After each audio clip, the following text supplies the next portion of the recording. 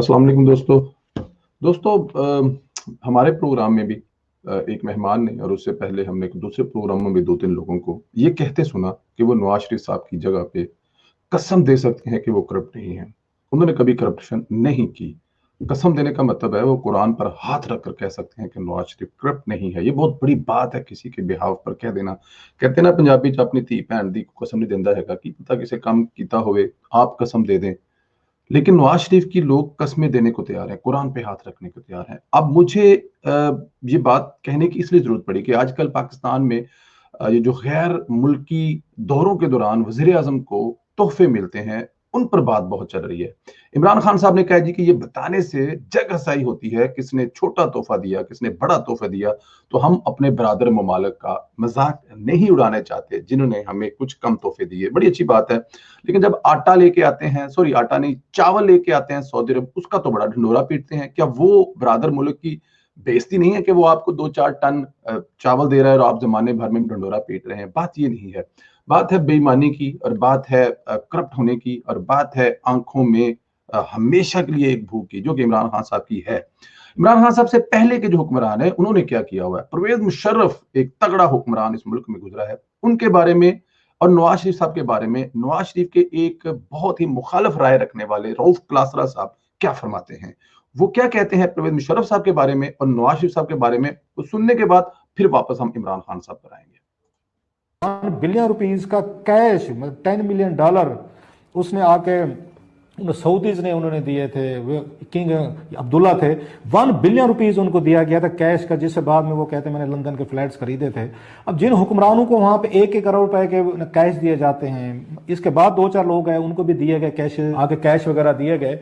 मतलब उसमें नवाज शरीफ साहब का आता है, बताया जाता है, एक बड़ा इनका क्रेडिबल आमिर मतीन साहब बताते होते हैं, उनका बड़ा एक अच्छा सोर्स था कि नवाज शरीफ साहब को भी उन्होंने दिया था, $1 मिलियन के करीब कैश दिया था। लेकिन उन्होंने पूछा था अपनी टीम से कि इस कैश का क्या करना है, तो उस पर किसी शाह ने, जो उनके उनके अफसर थे या सेक्रेटरी वगैरह थे, उन्होंने कहा सर इसको तोशा खाना में स्टेट के अकाउंट में जमा करवा दें। सो ये क्रेडिट दें मियां नवाज शरीफ साहब को कि उन्होंने वो जो उनको मिले थे $10 लाख, उन्होंने जना मुशर्रफ की तरह जेब में रखने की बजाय उन्होंने जमा।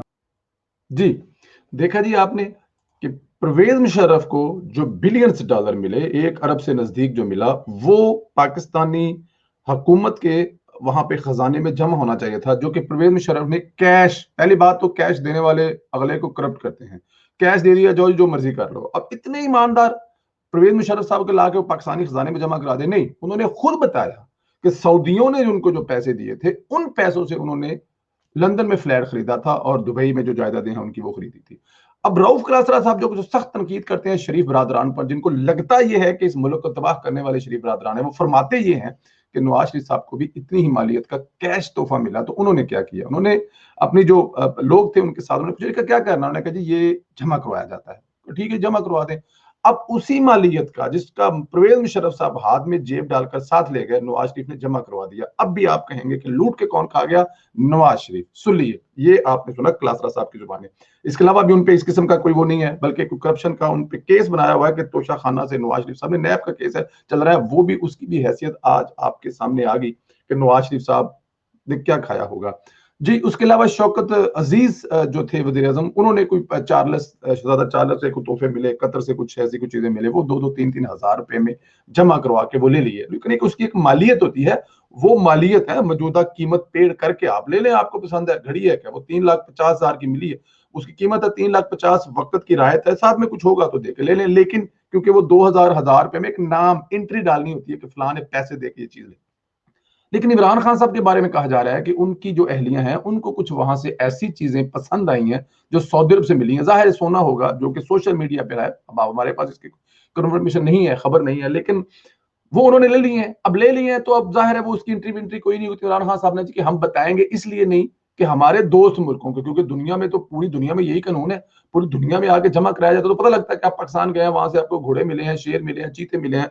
सऊदी अरब गए हैं, आपको सोना मिला, डॉलर मिला है, वहां मिला है। जो आप सऊदी अरब गए हैं तो वहां से गिफ्ट मिला है, इंग्लैंड से मिला है, तुर्की से मिला है, जहां भी जाएंगे आपको गिफ्ट मिला है। और वो पाकिस्तानी जो कि इमरान खान साहब कहा करते थे, इसके बारे में इमरान खान साहब कहा करते थे कि वो खजाने में जमा होना चाहिए, इनकी याशी के लिए इस्तेमाल नहीं होना चाहिए। लेकिन आज इमरान खान साहब अपने किए हुए हर वादे पे, खुद इमरान खान साहब ने कहा हुआ है कि इन तहाइफ के बारे में इमरान खान साहब का खुद अपनी स्टेटमेंट है, उससे 90 डिग्री का जो है वो ले रहे हैं।